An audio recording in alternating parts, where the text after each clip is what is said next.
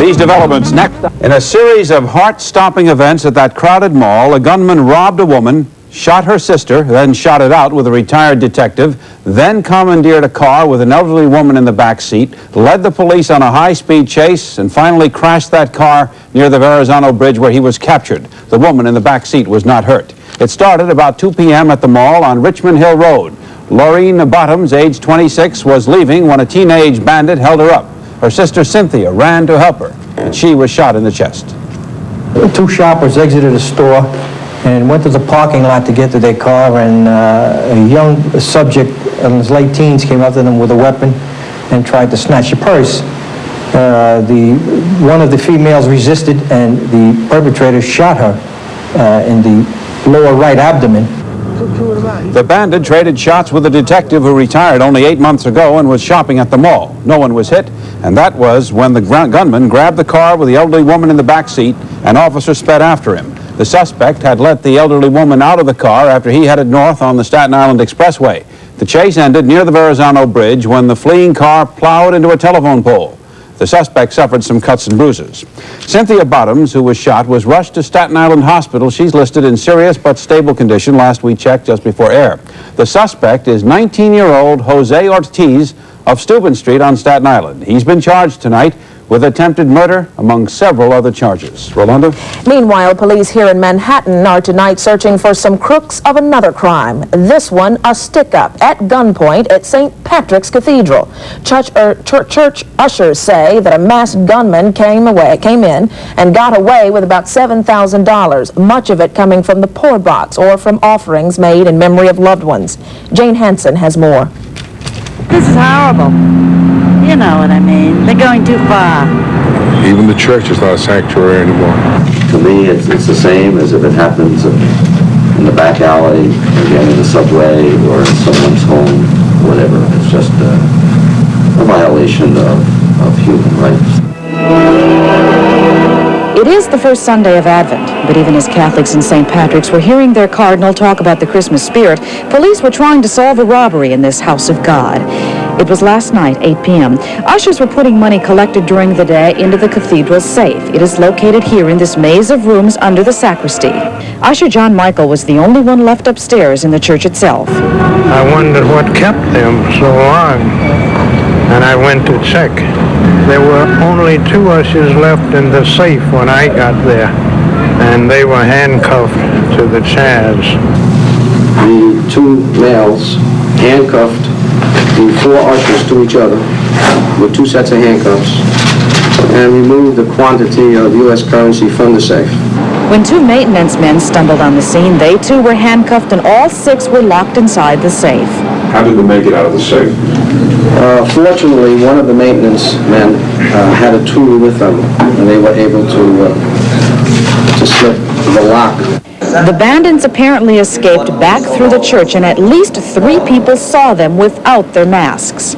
They used those large garbage bags, and each one had a bale, you know. Must have been quite a bit of loot. But the idea the bandits could so easily violate St. Patrick's worried parishioners. They fear that the doors might be shut more often, limiting their worship. To me, it's simply inconceivable. While the cardinal insists the cathedral will not reduce the number of hours it's open, some maintenance workers told me that they have long feared something like last night's robbery might occur. They say the answer in their mind is that the cathedral should hire full-time security guards. Jane Hansen, News 4 New York. Police will gather all the information they have from witnesses, and they tell us that a sketch of the suspects will be available tomorrow. Well, To tell you now that the crunch is on the roads, on the rails, and up in the air. As the Thanksgiving weekend winds down, the exodus of last Wednesday is now doing the about face. Everybody's trying to get home. The going is slow, with this soggy weather only making things worse. Jim Van Sickle right now at Newark Airport, where he's been following the slow but steady return of all those holiday travelers. Jim? Ralph, people were a lot better off if they left earlier today. Some mist and a little light rain there was, but this evening, rain and a thickening fog. And now some passengers' tempers are growing a little short. 3 hours late now, right? Okay, it's supposed to arrive at 9:25. Want to check the TV screens? Okay, 3 hours late. Thank you. All the planes are delayed.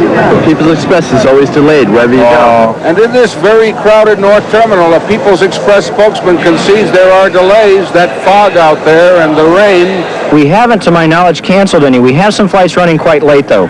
Why is that? Well, it's a combination of the weather and the traffic. We will probably carry more people today than we've ever carried before. Tremendous crowds even now. Indeed, a record-breaking day for People's Express. 175,000 passengers through here. And, well, the attitudes are mixed. Oh, that's okay. It's okay? Right. Why is it okay? Prices aren't bad on People's, I'll tell you. They're doing their best, I guess. Out on the tarmac in the foggy rain, the big planes load up. And along the terminal's edge, long lines of loaded baggage carts, loaded and waiting. Rain and fog, no blessing at a holiday's end. Penn Station is something else. You can see the tremendous crowds here. The officials again say that everything is going smoothly, but you get some different reactions from the passengers. It's too busy. Too crowded. It's horrible. You have to rush too much. I missed my train. You missed your train? How did you do that? It was packed and I couldn't get in. They just closed the doors in ours, and I just had to come back and wait for the other one. The best bet today was bus travel. We took a look at the Port Authority bus terminal this afternoon, and there were crowds there, but things were running along very smoothly indeed. Not much of a rush there. But there's another way of getting in and out of the city of New York, as you all know, Ralph. How are the roads tonight? All right, I'll take that cue. We're told that road traffic, Jim, in our area right now, moderate to heavy. Just one significant problem is being reported to us. That's on the George Washington Bridge. The delays are up to 25 minutes. That's being reported on traffic into Manhattan, of course. Rolanda? Tomorrow, a lawyer for the Coalition of Lesbian and Gay Rights will go to court and challenge a New York State order. An order closing bathhouses, bars, and other places where sexual activity could risk the spread of AIDS. The group charges it's a violation of privacy that might lead to government agents invading private homes next. Meanwhile, members of the gay and lesbian community came out in full force against the New York Post this afternoon. The Gay and Lesbian Anti-Defamation League staged a demonstration to protest what they call the Post's hate campaign against homosexuals. Calling Rupert Murdoch's newspaper a rag, the protesters hurled dirty rags to punctuate their point. The 600 gays and lesbians at today's protest outside the New York Post say they are fed up with the newspaper's sensational headlines that they claim depict gays as despicable people who deserve to get AIDS and die. The protesters say they would rather see the newspaper supporting funding for AIDS education, as well as promoting the passage of the gay rights bill. Still ahead, Israel says it's sorry about spying on the U.S. The Boys of Winter come to Broadway. Pia will have a review. In sports, the Browns turn into giant killers. And Ellen Fleischer has a fish story about the ones that didn't get away. Those stories and more when News 4 New York continues. News 4 New York is brought to you tonight by Concord Watches.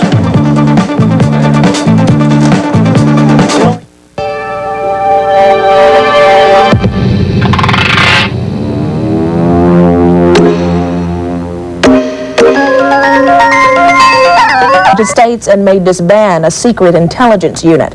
An American by the name of Jonathan Pollard was arrested by the FBI a few weeks ago. He was accused of selling military secrets to Israel for $50,000. Well, today's admission by Israel helped smooth strained relations between our two countries. Such activity, to the extent that it did take place, was wrong, and the government of Israel apologizes. The United States thinks it's absolutely first class. The statement is an excellent commitment to work closely with us to solve this problem. Israel has not said if it will agree to American demands to return all the documents allegedly bought from Pollard, but it is expected that Israel will do so. A panel of judges in Manila has found Army Chief of Staff General Fabian Ver not guilty in the assassination of that opposition leader Benigno Aquino. And that verdict comes on the day that Aquino's widow revealed that she is considering challenging Ferdinand Marcos for the presidency. Parliament will decide tomorrow whether an election will actually be held. Corazon Aquino has said publicly that she believes Marcos ordered her husband's death. Aquino, as I'm sure you know, was Marcos' chief rival. He was assassinated at the Manila airport 2 years ago when he returned from his self-imposed exile in the United States. All the astronauts aboard the space shuttle Atlantis became construction workers today. They practice building techniques NASA hopes will become commonplace. The goal, to build a space station in the next decade. It would be the first step towards a colony in space where people live and work full time. Can you believe that? The Atlantis astronauts will end their mission on Tuesday. Now tomorrow, the shuttle Columbia will go to the launch pad for blast-off the 18th of December, but they'll be back in time for Christmas, just 2 days before Christmas when the mission ends. Very good timing. Up next, a surprising revelation about crime in this country.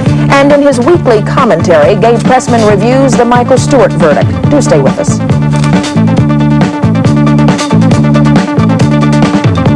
Hey, where's everybody going? To the store. Shopping. Shopping. To the house. Thanksgiving week is the biggest shopping time of the year. And the good old guys invite you to take home a Cutlass, the cars with the biggest selling nameplate in America. You can save $200 on a front-wheel drive Cutlass Sierra when you order it with a special option package, or save $475 on the special option package for the classic Cutlass Supreme. If you're going shopping this week, take home a Cutlass and save. From your good old guy. Seiko orchestrates the movement of time. Finely tuned thinness. Synchronized design. A spirit of innovation.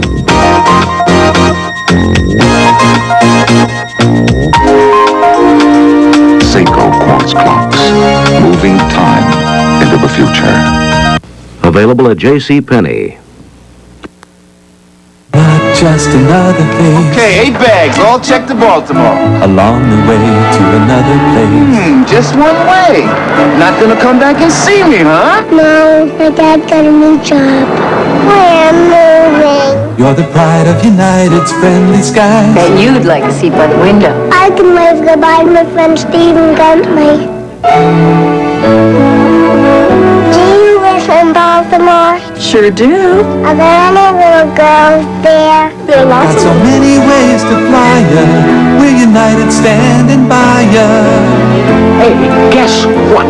Today I'm giving a special tour of the cockpit to children who are moving to Baltimore.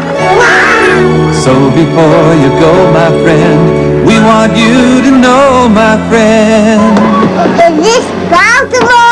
We live here. You're not just flying, you're flying the friendly skies.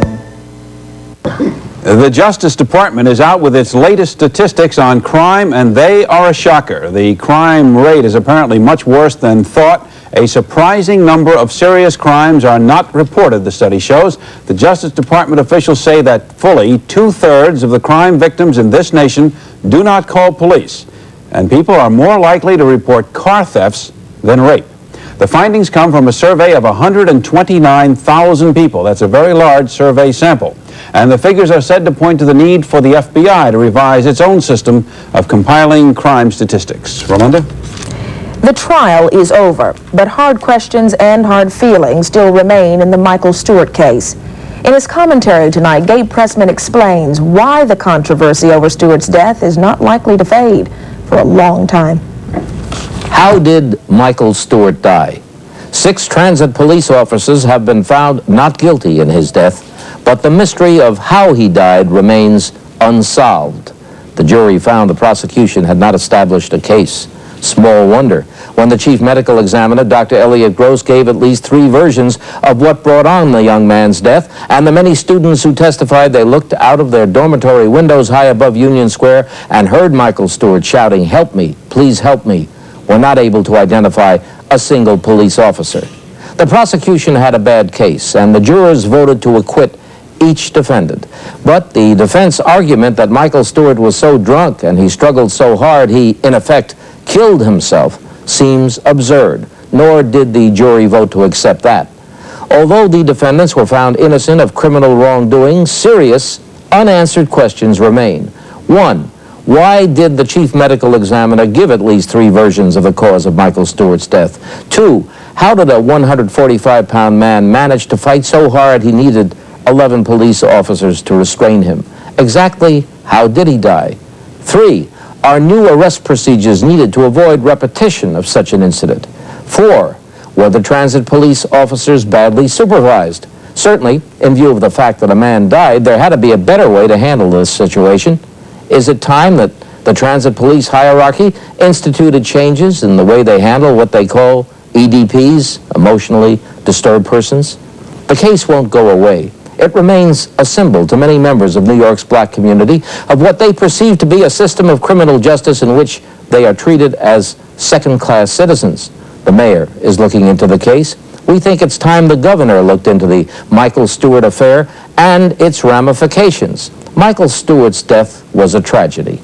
Out of it should come reform, a civilian-dominated review board to investigate allegations of police brutality, a law making police officers accountable for the safety of their prisoners. Both actions would be a beginning.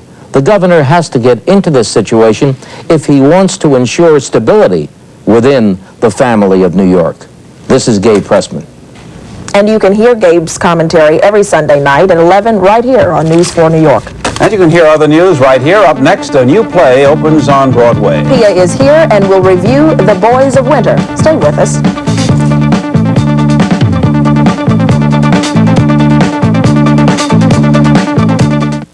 What was the last exciting thing that happened to you? Well, this woman called me.